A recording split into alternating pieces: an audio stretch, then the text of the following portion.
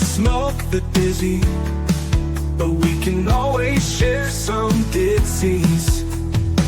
It's just a cup in time. This song doesn't have to run. Life's all of us, not every moment we can be feeling fine.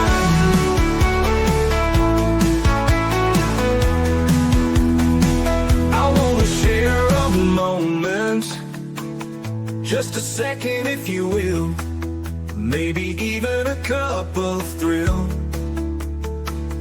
We could share this performance. It's tea time, come sit with me. Well, welcome guys, Miss Liz in the house, and today I have Adrienne Caldwell in the house, and we're going to be talking about her incredible book. We do want to put out a trigger warning that today's tea time will be talking about a lot of hard topics, so please be concerned about that. But you guys know Miss Liz has her disclaimer, and we're going to read that in just a short second. But before we get started, you guys know how Miss Liz rolls. Go over to Facebook, LinkedIn, Instagram, TikTok, YouTube, Spotify, all the podcast apps, and give those a like, follow, and subscribe, and get those tea times out there for everyone, because these tea times do make a difference for everyone out there. If this tea time resonates with somebody out there and you feel like you're alone, your story does matter. And today we're going to show you that your story matters with Adrienne as she shares her story. So let's get started with disclaimer and then a beautiful intro. And then I'm going to get Adrienne in here and we're going to spill some tea together.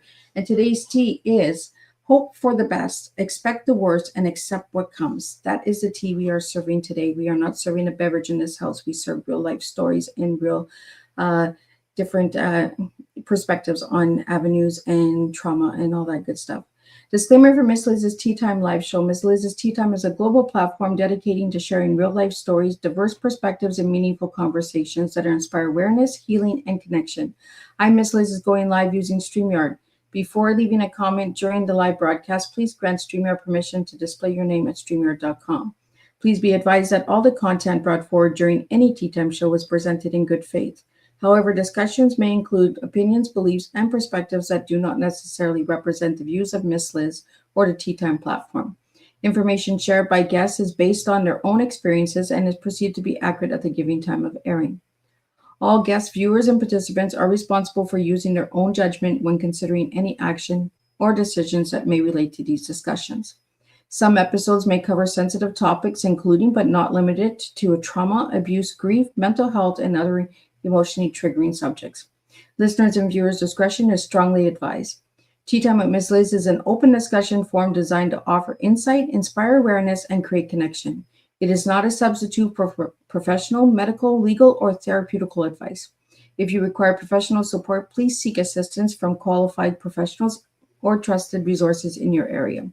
If you have any questions regarding this disclaimer or the content of the discussion, you are welcome to contact me, aka Miss Liz, directly at my email at bookingmissliz@gmail.com or visit my link tree at Miss Liz's Tea Time. By choosing to participate in, comment on, or view these live shows, you acknowledge and accept this disclaimer. Your participation is entirely voluntary. I, Miss Liz, welcomes you to join the conversation with an open heart, and if at any time you feel this platform is not right for you, I respect your wishes and decision and welcome you back whenever you are ready. Tea Time with Miss Liz is serving truth and awareness one cup at a time. Well, welcome to Tea Time with Miss Liz, where we do not skim the surface, we sit in the truth. Today's guest carries a story of survival, advocacy, and rebuilding after trauma. This is not a comfortable conversation, it is a necessary one. Please welcome Adrienne Caldwell, author of Unbroken. Adrienne's journey is marked by deep personal trauma, manipulation, control, and the kind of abuse that can hide in plain sight. She speaks openly about what it means to endure circumstances no one should face, and what happened after, when the situation ends but the emotional aftermath lingers. She will share about reclaiming identity after being stripped of self-worth, confronting shame that was never hers to carry, recognizing red flags, and rebuilding trust when it has been shattered at its core. Adrienne's voice is not about reliving pain. It's about reclaiming power. It's about awareness, accountability, and giving others permission to see clearly what they may be living through. So grab your cup and lean in. Today's tea time is about survival, advocacy, healing, and what it truly means to rise. Unbroken. So let me get Adrian in here and let's spill some tea together. Hi, Welcome, Miss Adrian. Liz. Hi, Miss Liz. Thank you very much for having me. It is truly an honor to be here with your audience and with you. It is a pleasure to have you here, Adrian. I want to give you the floor. You asked me for 90 seconds, so go ahead. Yes. Give us your 90 So seconds. I'm Adrian Caldwell. I did write a book. It's Unbroken, Life Outside the Lines. And it's the story of my life from early childhood to early 20s. And this will also serve as our trigger warning for this episode. I have either witnessed or been the victim of the sexual assault of a young girl, the drowning death of a child, emotional and physical abuse, extreme poverty, mental illness, homelessness, horrifically abusive foster care, bulimia, drug and alcohol addiction, pedophilia, death, suicide, and incest. So there are not very many things that I can't relate to. I have experienced quite a bit, and I share those issues, those traumas in Unbroken. But it's not about reliving the trauma and staying stuck in it. It's about my goal, my vision is to share inspiration and hope. I want people to look at my story and say, if she can go through all of that and come out with just an amazing, blessed life that I'm grateful for every day, if she can go through that, I can make it through what I'm going through. And that's the message that I want to share today. Adrian, I want to take you back to that little girl. Let's start with the little girl. Who was Adrian as a little girl, and who is Adrian today? So I had platinum blonde hair, just baby blonde hair. My grandma would put me in pigtails, so parts straight down the middle, hair on each side. And she would do it so tight that my forehead would lift. She took care of me while my mother and her three siblings worked to support the family. My grandfather moved the family from Fayetteville, North Carolina to Houston, Texas, and then promptly abandoned the family. So the four children, my aunts and uncle had to work, and my grandmother cared for me, and she adored me. She even told me, she said, don't tell anyone else, but you're my favorite grandchild. She told me that. And I think I was 4 years old, and I promptly went to my aunt and said, Grandma said I'm the favorite. So, and that hurt her feelings because she had just had a son. So, just adored and cherished. And there are stories about my grandmother that are deeply troubling, but that wasn't who she was with me. She was my guardian. She was my protector. She was a shield against a mother who was becoming increasingly erratic. Not many people know this, but schizophrenia doesn't develop like other mental illnesses. It develops in late teens and early 20s. Well, my mother had me at 19. So basically, her schizophrenia and we grew up together. Wow. But my grandmother shielded me, but she passed away when I was 7 years old, and I lost that guardian. So and at 5 years old, I witnessed the sexual assault of my best little girlfriend, and that started the trauma of my life. That was the first instance where I realized that little girls are not safe in this world. At 5 years old, I already had that knowledge. And what saved me was just inner instinct. I knew the situation was dangerous. I knew it was bad. And I immediately ran away and got my family. And they came and found the girl. She had been violated with tree branches. And I realized that that could have been me. That was very nearly me. But of course, my family, from a military background, very stoic. Nobody thought to get me counseling or therapy. Heck, we didn't even talk about it. It wasn't mentioned again. Nobody thought that, hey, maybe Adrienne needs to process some of this survivor's guilt that I absolutely felt at 5 years old. The guilt of feeling relief that it wasn't me that got assaulted. So already at a very young age, I was experiencing trauma with my mother being schizophrenic and witnessing the sexual assault of my best friend, and then dealing with the abandonment issues from my grandmother dying. So I believe that I was meant to endure the things that I did throughout my life, and that it has served to prepare me for my purpose, my role, which I think, I didn't get a memo saying you're supposed to do this, which I think is to share my story with others and to be a beacon of hope. We go through things in life, and we talked before we went live. Your story resonated a lot with my story, and that's why I want to have stories like this on Tea Time, is because it helps to hear another story. It helps us not feel so alone. And for the listeners out there who do feel alone, you can hear two women who have survived so much and, make a difference. What really stood out was the title of your book for me, because I always use the word broken, and a lot of people say, Miss Liz, stop using that word broken. For me, broken is beautiful. Like, we have to break for the pieces, for the light to come in. How did you get the title of your book, Adrienne? Because your title of your book is Unbroken. I'm going to just pop it up and then kind of explain the cover, because the cover, I'm sure, has a story to it too. It does. It does. That's very insightful of you. So Unbroken, if you look it up in the dictionary, it says not tamed, not fit for service. And I think of a wild horse, that you can't ride that horse until the horse is broken. Basically, its spirit has to be broken in order to ride the horse. And originally, I did have Broken as the title. And it occurred to me that that's not right.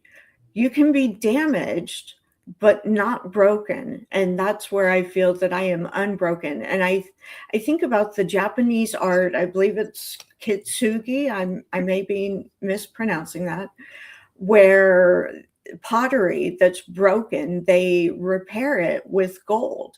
And the end result is this beautiful piece of pottery with these gold lines throughout, where being broken actually improved it. It made it more beautiful. It added value to it. So Unbroken, and then Life Outside the Lines. I have never colored inside the lines. Just never. I am an out of the box thinker.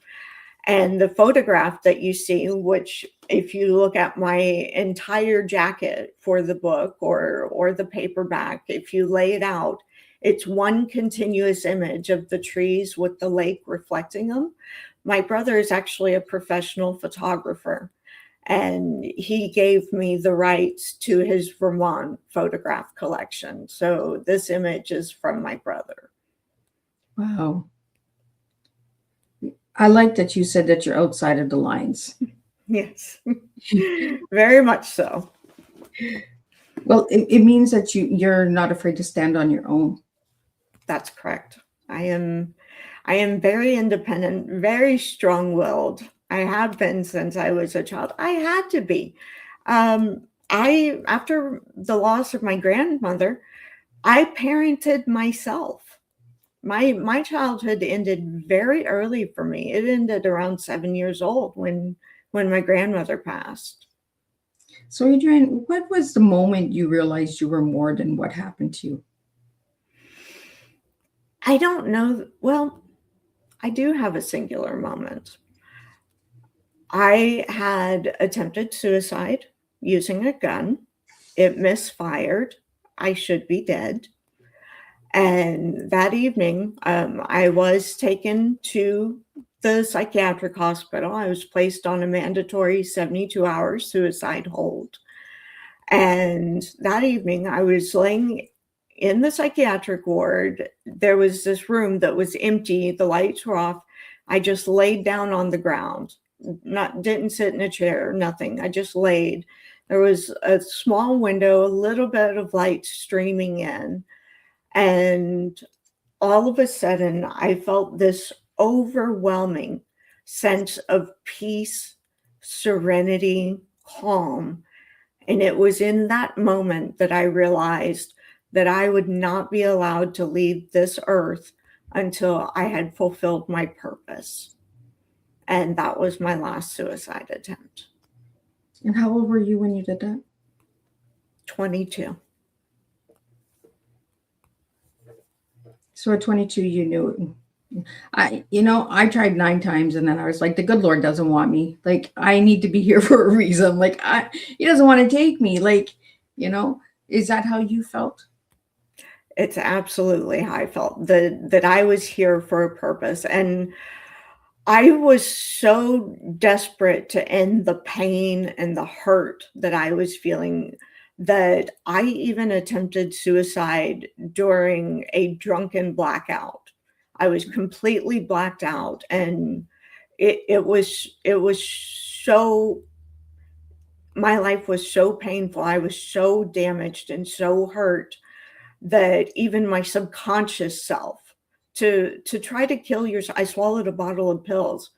To try to kill yourself when you're blacked out, that's an indication.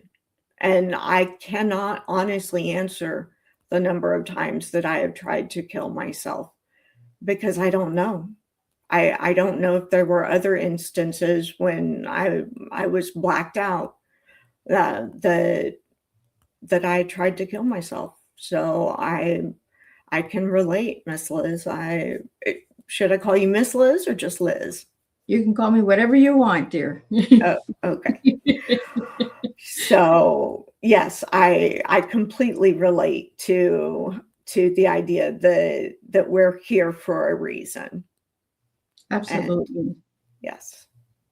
So why did you feel compelled to write Unbroken, Life Outside the Lines? There were a few catalysts. First was going through my Children's Protective Services case file. When I was 20 years old, I received a document from CPS asking if I wanted a copy of my file. And I filled out the form and said, yes, I want my file.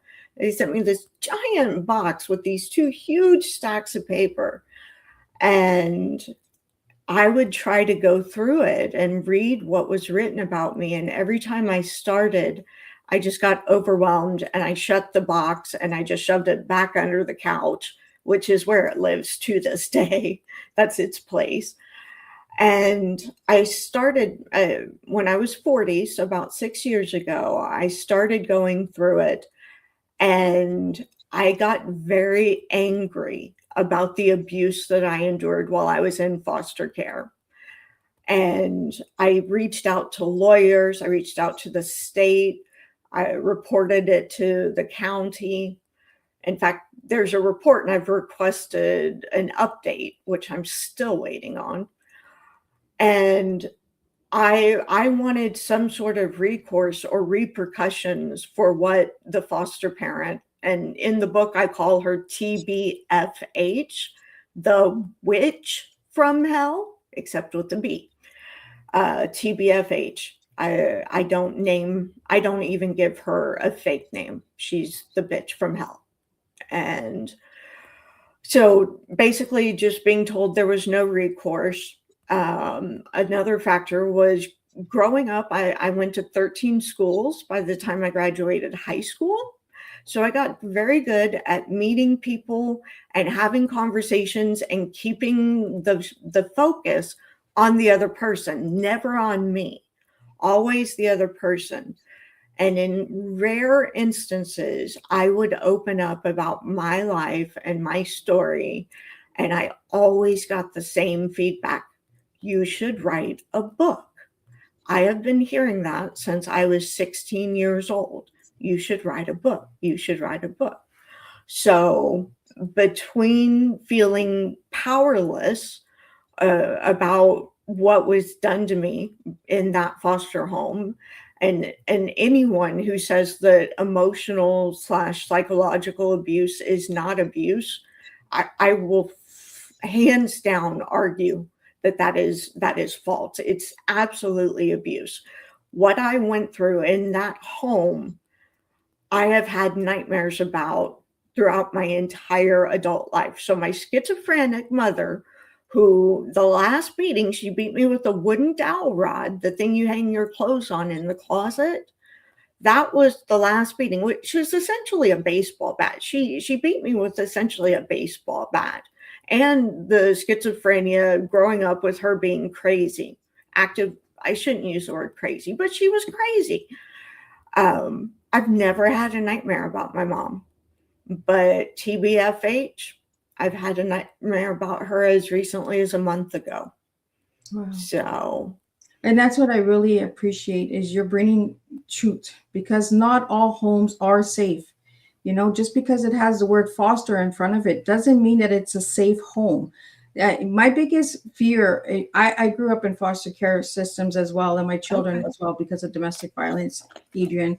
And the biggest thing is they do not check enough. You know, don't do enough research on the family. Because they have good jobs, it's a good home. That's unfault. There's people getting beaten that are millionaires and billionaires out there that have domestic violence in their home. We really got to stop and break that stigma and bring the change and the voice. And that's what you're doing, is you're bringing the voice. That foster care system is not all wines and roses.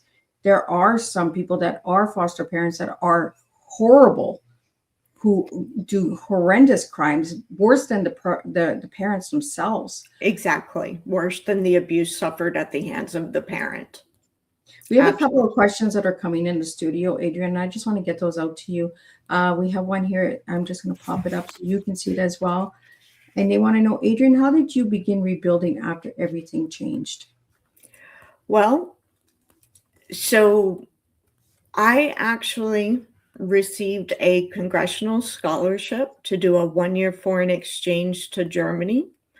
And I pursued that opportunity. I filled out that application because I needed to get out of that foster home. I was desperate to leave anywhere, even a foreign country where I did not speak the language, was better than the hell that I was living through. And so that was the first time. But later in my early 20s, I was still carrying all of that pain and trauma. And I was self-medicating with drugs and alcohol, just anything to numb the pain and the suffering. And I didn't really fully start healing until I had my daughter at 25. And I call her my angel. I believe that she was put in my life for a reason, so that I would get my act together. And it was a conscious decision for me. I have abandonment issues, as well as an attachment disorder. I don't bond with people the way other people do. And I didn't bond with my daughter immediately. She was born August 7th. And on November 8th, I woke up. I had passed out on the bathroom floor mat. And I woke up, and in my second psychiatric evaluation, which I include on my website, Unbroken Caldwell, it's there. There's a line that says, Adrian is terrified of having children because she is afraid that she is going to do to them what was done to her. So November 8th, I wake up hungover, And it is the day that I decided that I would be a mother to my daughter, that I would raise her, that I would give her a childhood that I did not get. And I fought from that day forward. I fought alcoholism. I fought the need to drink.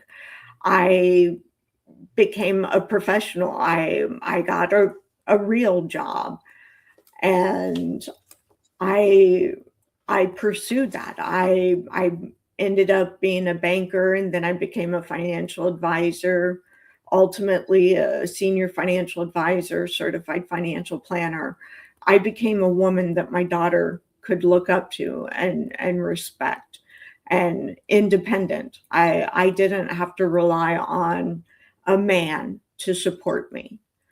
So really, ultimately, it comes down to my daughter. She was the impetus for me to get my act together. Well, it kind of goes with the question that came in from one of the viewers. Adrienne, what was the turning point that helped you move from surviving to truly healing? And I kind of think that you just answered that kind of with your daughter.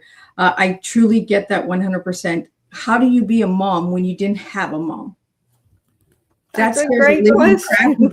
That scares the living crap out of me myself. Like when I had my children, I was like, I never had a mom. How do I be a mom?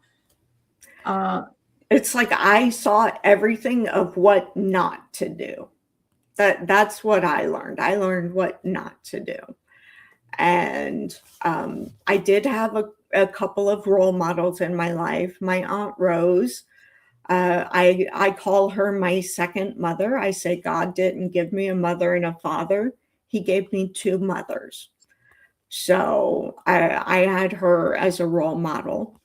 I actually lived in her home, 4th grade, 8th grade, 12th grade. And yeah, so I had that. And then living with my host family for that year in Germany, it was the first time that I really saw a functional family with healthy communication skills. And it gave me that aha moment, the light bulb going off on this is what it's supposed to look like. This is how you're supposed to act and behave. So yes, I was blessed with two female role models who served as role models on how to be a mother. So, Adrienne, I want to ask you something. okay. Going through the foster care system, where is the broken in the system? Okay, let's do it. So, a little bit about what I went through in foster care. TBFH, she completely dehumanized us. We were not allowed to sit on the furniture. We had to sit on the floor like animals. At mealtime, we did not sit with the family. We sat either at the kitchen bar or in the laundry room. We had separate dishes and utensils. The foster girls had the master bedroom, so that TBFH could shove as many girls as legally allowed into the space, and there was a half bath connected, so a sink and a toilet. And the foster girls were only allowed to use that toilet. There was one full bathroom in the house, so sink, toilet, shower. And the last foster girl to shower in the evening had to clean the tub with a bleach cleaner before the foster family would get in the tub. So we were systematically dehumanized, degraded, devalued. And a couple of key quotes that I remember. One time I was trying on swimsuits and I came out to show TBFH, and she looked at me and said, "Your thighs are fat. I'm surprised you haven't started throwing up to lose weight." And that started a battle with bulimia that unfortunately continues to this day. I still struggle with it. Another time when I was 15, the psychiatrist decided that I needed to be put on medication. And my 15-year-old self thought that I was broken. I was defected. I was damaged goods. And I went back to TBFH's house and I took my razor apart and started to cut my wrists. I cut both wrists. And when she looked at it, when she found out that they weren't deep, it wasn't life-threatening, and I couldn't do much with the razor from a shaving razor, with the blade from a shaving razor. But she looked at it and she said, "You didn't even do it right. You're supposed to cut along the vein, not across." That's what she told me at 15 years old. Adrian, I got a question. Yes. Is this foster mom still fostering kids? No. Thank goodness. That was when I started going through my files and reaching out to attorneys in the state. That was one thing that I wanted to ensure. And honestly, I was ashamed that I hadn't reached out and shared my story sooner. I was terrified that in the 20 years that it's taken for me to be able to share this, that she did have other girls that she traumatized.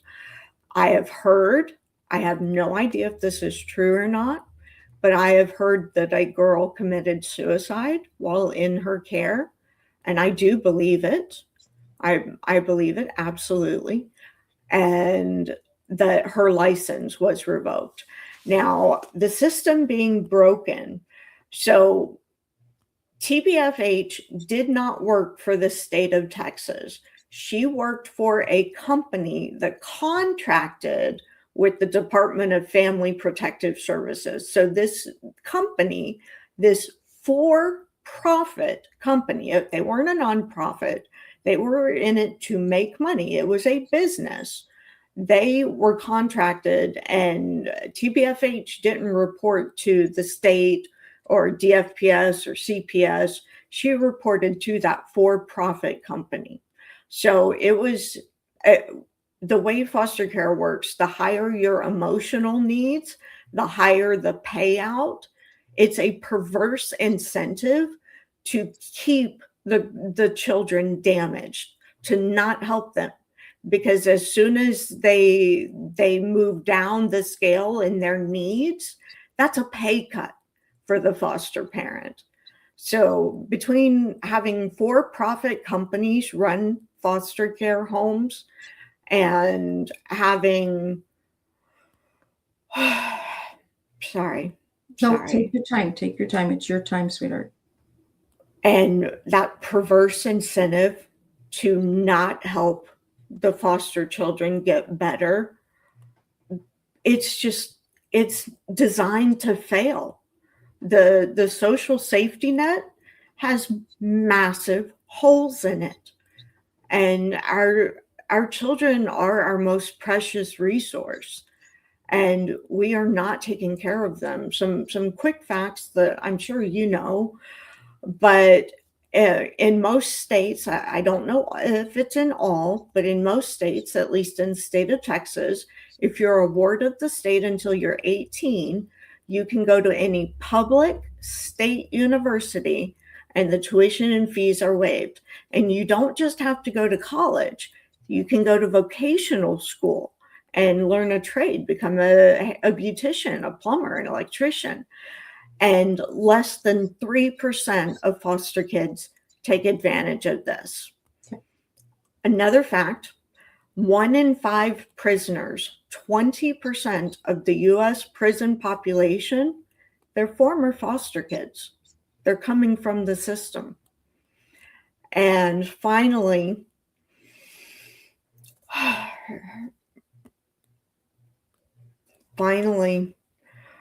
7 out of 10 girls who've been in foster care, 7 out of 10 have a child by the time they are 21 years old.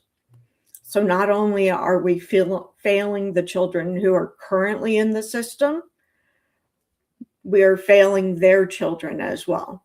We are not helping with ensuring that they get a vocation and that they're able to take care of themselves. We're perpetuating the cycle. When you have a child at 18, 19, 20, without having any kind of vocational training or college, that's the paradigm. That's the structure for dysfunction that allows for generational trauma to continue. Because that girl, that 7 out of 10 girls, those girls have been radically abused and have most of the time, all of the time, they're not recovered. They're in no position to become a parent themselves. And they are anyway. So those are some statistics that I found when I was researching. And I wish I could say that I was shocked, but I'm not. Yeah. I'm in Canada, you're in the United States, and the system is the same in both countries. Okay. A lot of the kids that are on the street that are homeless today are coming from foster homes because they're giving them this lifestyle that a normal parent cannot give.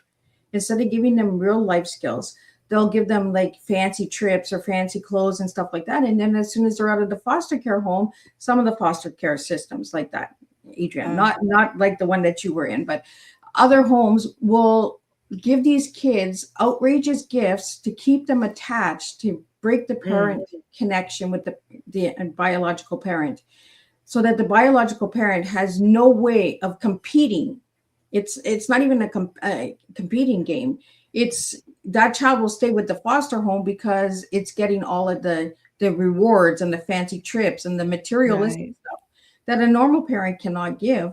So the parent feels abandoned by their child, abandoned by the systems, abandoned by the services. There are some parents that go and ask for help. Like myself, in my situation, I reached out for help for my kids, for protection.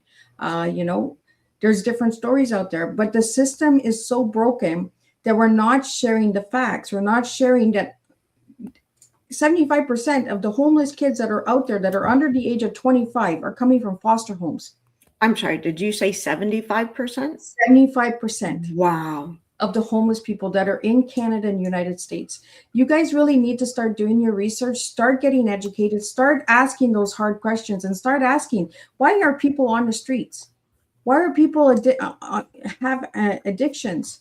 Why there's so much trauma in this world today? We're coming from broken systems. We're not coming from broken homes. We're coming from broken systems. Broken society telling us who is better and who is not better. And that's why this platform is here, so that we can get these stories like yours, Adrian, out here. So we can get these facts out there, the numbers out there, the statistics, the people that are living it, not just somebody who's writing a story because they want to write a story. They've actually lived it. Adrian has lived these things. She's lived in these homes that are damaged. We're not saying all foster homes are bad, but there are some that are horrible and they should be investigated. Absolutely. Goes down. And in the US, I don't know about Canada, but in the US, many, I don't know the percentage, many foster parents do it as a vocation, as a career. They have no other skills. So the only thing they can do is cram as many girls into their home as the state will legally allow, and have that paycheck from taking care of the girls. It sounds like there are some wealthy foster families. That's absolutely not my experience. And TBFH, she used it. This was her income. So. Yeah, it is sad. I had a good foster home who taught me how to dress myself, who taught me how to clean and how to cook, and that. I learned it from that one. But then another foster home, I was sat at the table and I had to eat. Even if I vomited in my bowl, I had to eat the bowl. There are horrible stories out there. And this is why we want to have these stories out here. We want to have your story out there, Adrian, and we want to get your book out there because there are so many children that need your book. that need to hear those stories, that they are not alone. Children out there that are listening to Tea Time that are saying, you know what, Miss Liz, I feel alone. I can't do it. Yes, you can. Reach out to survivors. We have a question here. What advice would you give to survivors watching now, Adrian? Forgive yourself. Forgive yourself for the damage and the hurt and the pain that you may have caused as you've entered adulthood.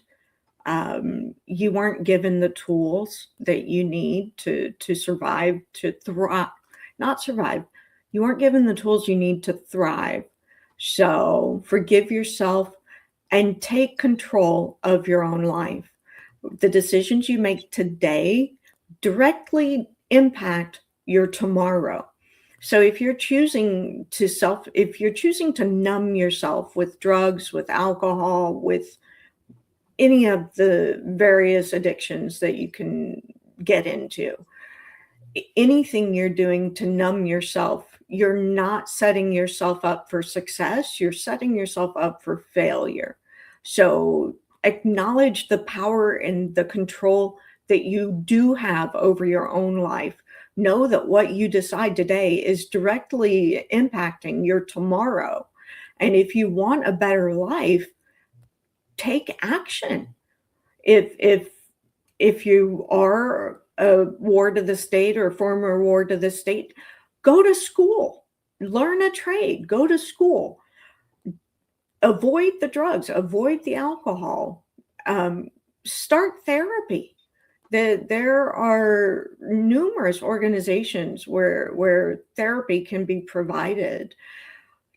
Take control. Take control is really the advice that I have. Take control of your life. I want to get into your tea that you gave me because I think it's really important, the tea you gave me. The tea you gave me was hope for the best, expect the worst, and accept what comes. Why did you give me that tea for? So after my mother beat me with the wooden dowel rod, the essential baseball bat, we got on a bus. She did it to break my spirit, because the week before she had tried to make me get on a Greyhound bus. She wanted to go move from Houston, where our family is, to San Francisco because there was a man in prison, a serial rapist and murderer. There was a man in prison that she had been corresponding with, and she wanted to be closer to him.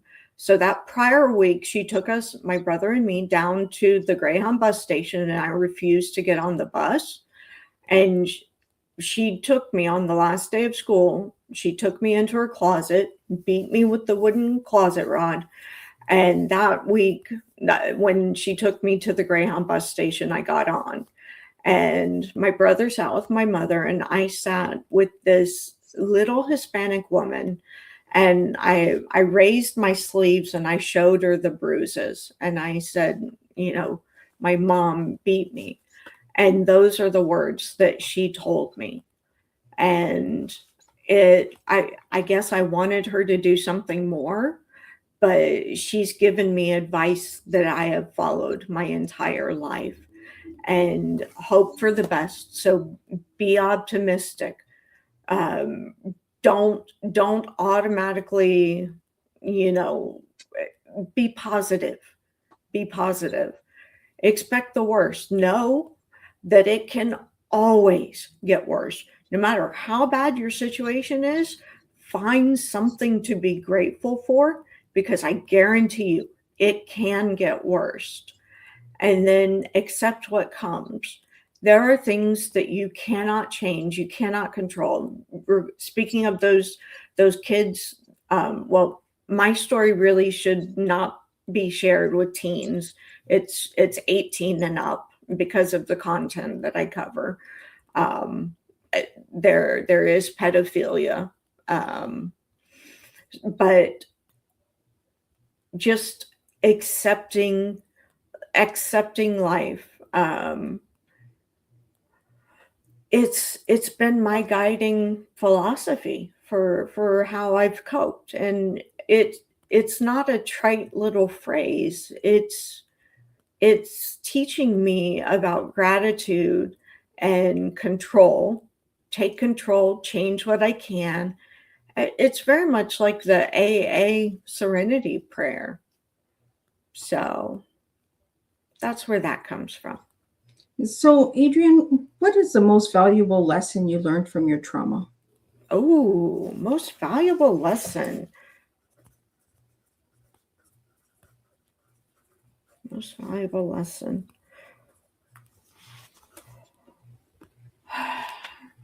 Well, I don't know that I have a single most valuable lesson. I do have some things that I believe. It can always get worse. Um, just some life things that I live by. Your relationship is made or broken based on communication.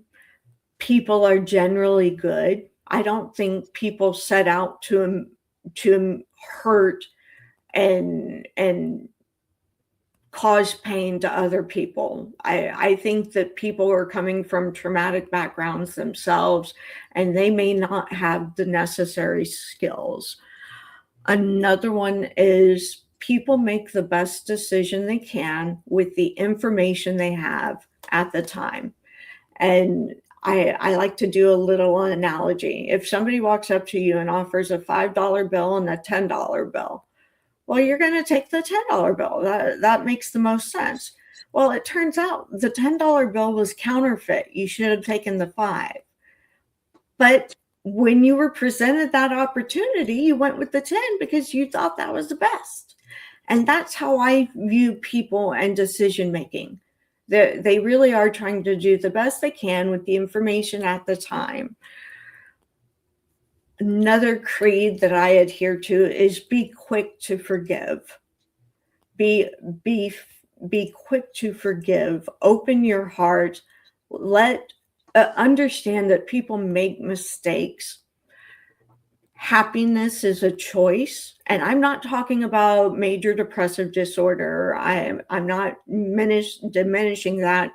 I have struggled with it since I was 15 years old. But you can choose how to view your life, yourself. You can choose to view it glass half full, glass half empty. And I think I will go with one or two more. You deserve what you earn, not what you want just because you want it.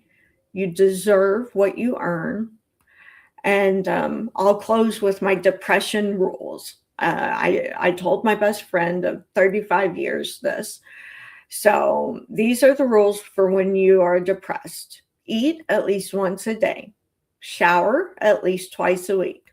Sleep as much as possible. If you are in this situation, if your depression lasts more than 2 to 3 weeks, seek help. So those are my depression rules. I also have dating rules. Oh, are you interested? Tea time. So, yeah. Let's throw a couple of those dating rules out there, Adrian, because the abandonment issues and the attachment issues, that has a lot to do with dating. Okay. So, never date anyone who's unemployed. Never date anyone who still lives with their parents. Never date. And the first two, it sounds kind of mean. Like there are life situations where a person may have to go back to their family, or they may have just lost the job. It's not a personal reflection on that individual. It's the fact that they are not in a place in their life where they can be in a relationship, a relationship to grow and blossom. They can't give that to you. Another rule, never date anyone you work with. That's pretty obvious, but I've still done it. And never date anyone who lives like in your neighborhood or in your apartment complex. Because when you break up, they're still there. You got to face that person. Yes. So those are my depression rules, my dating rules, and kind of like my life axioms that that I adhere to, and it helps me. So, Adrian, strength or softness, what saved you more? Ooh, strength. And Adrian, does your little inner child have a name? No, just me, just Adrian Michelle. And how old is that inner child? 5. Do you want to tell us why? I don't know why. Maybe because I was so damaged later on that when I think of myself, I like to. At 5, my grandmother was still alive. I was adored, and I was precocious. My second chapter in my book, Unbroken, is precious and precocious. You know, I argued one time with my grandma that it was spelled Granma, not Grandma. I was like, it's grandma. So I'm 5 years old telling my grandmother how to spell grandma, and I spelled it out phonetically for her. And it was when I was happy. So those years with my grandmother were when I was safe, when I was protected, when I was cherished. And I did not have that for the rest of my childhood. And really, even in the relationships that I developed in my early 20s. And I feel now in my current life that I am loved and cherished. And I am still very close to my Aunt Rose, the one I call my second mother. And I have an incredible life. But yeah, 5 years old. Finish this sentence for me. We are unbroken because we have indomitable spirits. Because our spirit is indomitable. And can you tell us when your book is coming out, where they can get the book, all of that good stuff? And I'm going to pull it back up so the viewers and listeners can see what book we're talking about. Awesome. Yes. So Unbroken Caldwell. Well, the book is available on Amazon beginning March 17th. That's the book launch. I am hosting a Facebook live stream on March 17th at 1 o'clock and 7 o'clock Central. It'll be available at any major book retailer. I'm in talks with Barnes & Noble right now. And my website is a resource. I have photos of myself. I have my CPS case files, including both psychiatric evaluations, posted on my website. You can actually read the documentation. And what I'm doing is I've had those documents transcribed, and there will be a companion text to Unbroken Life Outside the Lines. It will be the case file. And my goal is to ultimately have the 2 books in the classroom for students of psychology, counseling, social work. So that's kind of like the long-term goal, is to be a resource for those individuals, in addition to being the resource for anyone who has gone through trauma and is trying to come out the other side. And I am on Facebook, Insta, LinkedIn under Unbroken Caldwell. And please, please reach out to me. I will respond. But yeah, that's me. So, Adrian, what would you like to see happen with the systems? Oh God, we have got to prioritize our children. We have to stop monetizing foster care. That's just flawed. It's wrong. We have to take care of our social workers. You cannot dump 25 or 30 kids on one social worker and expect her to stay in the job. the turnover rate for caseworkers is insanely high. Nobody stays more than 4 or 5 years because they don't make enough money. They're significantly underpaid. They are overworked. They don't have the institutional support that they need. So, yeah. And Adrienne, I asked you to give me one word to describe yourself, and you gave me the word fierce. Yes. Why that word? Because I wasn't beaten. I wasn't broken down. My spirit remains intact. So yes, I am fierce, and I am fierce about what I stand for and who I want to present to the world. I want the world to see somebody who's gone through hell. I've been through hell in my life, and I'm on the other side of it. And I want to be that source of hope for somebody who's struggling right now. I want them to know that it can get better. Make good decisions. Make decisions that put yourself in a better position tomorrow. So, fierce. And what inner light keeps you going? What inner light keeps me going? Is it faith? Is it writing? Is it music? What keeps you going? I love music. Music can help with my emotions. I use it for happiness. Like if I'm feeling a little low, I'll put on old school rap and hip hop. If I'm feeling angry or hurt, which I still feel at times, I'll listen to darker music. It helps me express or feel those emotions. Yeah, but really it's just hope that keeps me going. And Adrienne, what message would you have to the little girl inside you? To my little girl, it's going to get so much better. It's so much better. You can't even imagine how good your life is going to be. So just hold on, stay strong, and love yourself, forgive yourself, because I didn't learn the social skills. I didn't learn the communication skills. I didn't learn how to be as a person. So I hurt people. I manipulated people. I did things that I share in the book that I'm deeply ashamed of.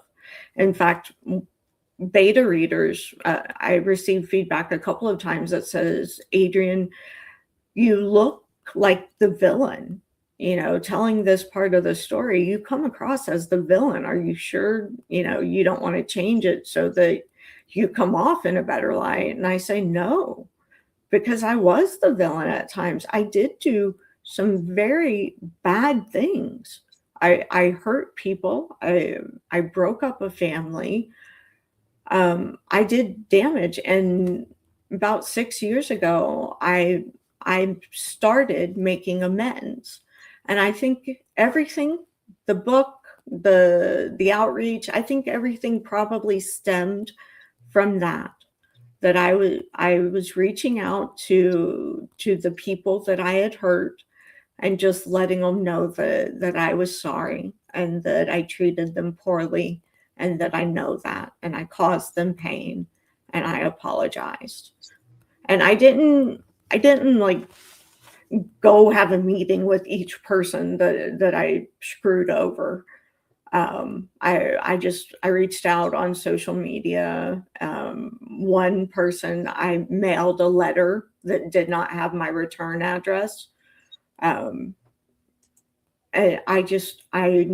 I needed to make amends in order to forgive myself. And I did. So Adrienne, what final message do you have for everyone today? Just hold on. Hold on. You have the power to make it better. You have more control than you think. even if you're a teen who, again, really shouldn't read my book, you have control over your thoughts, over how you react to situations, to your behavior. You know, are you going to do well in school or are you going to flunk out? You have power, and use it, exercise it, make good decisions, be positive. Even if you're in a crappy situation, it could be worse. Again, that's one of my life rules. It can always get worse. So, gratitude. Well, I want to really thank you for sharing your story with my listeners today and all of the viewers out there. What a brave and eye-opening conversation. Adrienne, thank you for your honesty and your strength. You reminded us that trauma does not disappear when the bruises fade. Emotional and psychological wounds can linger long after the visible signs are gone. Survival is not weakness, it is courage in motion. This afternoon, we learned that shame belongs to the abuser, not the survivor, that healing is not linear, that rebuilding identity takes patience, truth, and community. You showed us that broken does not mean defeated, it means endured. To everyone listening, if this conversation resonated with you, know this: you are not alone, your story is valid, your healing matters, there is strength in speaking, and there is power in awareness. There is hope in rebuilding. Adrienne's journey proves that brokenness is not the final chapter. Unbroken is. Until we gather again, keep choosing truth, keep choosing awareness, and keep choosing to rise. And I'll see everybody on Thursday, and we'll do this all over again. Thank you guys for joining today on Tea Time.